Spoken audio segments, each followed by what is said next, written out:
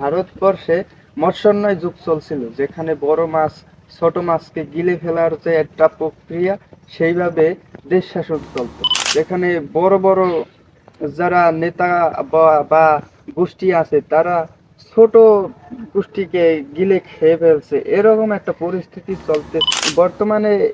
এই ধরনের ঘটনাগুলো খুবই বেশি চলছে এই বাংলাদেশে। তো ওই সময়টায় ওইখানে দাঙ্গা হামলায় ভরপুর ছিল।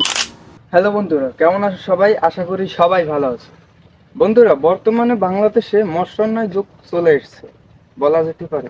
আমরা অনেক বহু বছর আগে দেখেছি ভারতবর্ষে মৎস্যোন্নয় যুগ চলছিল, যেখানে বড় মাছ ছোট মাছকে গিলে ফেলার যে একটা প্রক্রিয়া, সেইভাবে দেশ শাসন চলতো। কোনো শাসক ছিল না, কোনো কিছু ছিল না। কিন্তু বর্তমান যুগে, ওই আধুনিক যুগে এসেও বাংলাদেশে এমন একটি পরিস্থিতি চলতেছে, যেমন দেখবেন যেখানে বড় বড় যারা নেতা বা গোষ্ঠী আছে, তারা ছোট গোষ্ঠীকে গিলে খেয়ে ফেলছে, এরকম একটা পরিস্থিতি চলতেছে বর্তমানে।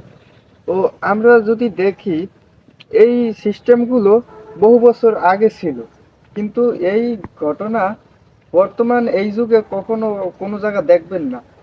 অন্তপক্ষে স্বাধীন ভালো একটি রাষ্ট্র, এই ধরনের রাষ্ট্রে এই ধরনের পরিস্থিতি হওয়াটা খুবই অস্বাভাবিক।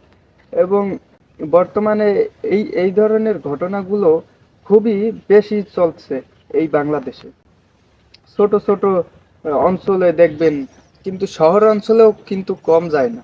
শহর অঞ্চলেও বড় বড় ঘটনা আমরা ইতিমধ্যে অনেক দেখেছি, এবং ছোট ছোট গ্রামেও এই রকমের ঘটনা অনেক আছে। আপনারা ফেসবুকের মাধ্যমে কিংবা অন্য কিছুর মাধ্যমে অনেক ঘটনা দেখেছেন। তো আমরা যদি দেখি যে মৎস্যান্নয়টা শুরু হয়েছিল 400 থেকে 700 খ্রিস্টাব্দ পর্যন্ত। তো ওই সময়টায় ওইখানে দাঙ্গা হামলায় ভরপুর ছিল, এবং আহ, ছোট বড় গোষ্ঠীতে বিভিন্ন বিভক্ত ছিল। তখন তারা কেউ একসাথে মিলেমিশে থাকিনি, যে মানে একে অন্যের উপরে হামলা করেই মানে তাদের মূল উদ্দেশ্য ছিল। বর্তমানেও সেরকমই একটি অবস্থা। বিভিন্ন দলে দলে বিভক্ত হয়ে তারা নিজেদের ভিতরে হামলা ও দাঙ্গার ভিতরে আবদ্ধ। তো আমরা চাইবো আগামী নির্বাচনের পরে এই ঘটনাগুলোর অবসান ঘটুক, এবং এইগুলো বাংলাদেশের মানুষ আর দেখতে চায় না। তো আমি আশা করব এগুলোর অবসান হোক খুব তাড়াতাড়ি। ধন্যবাদ সকলকে।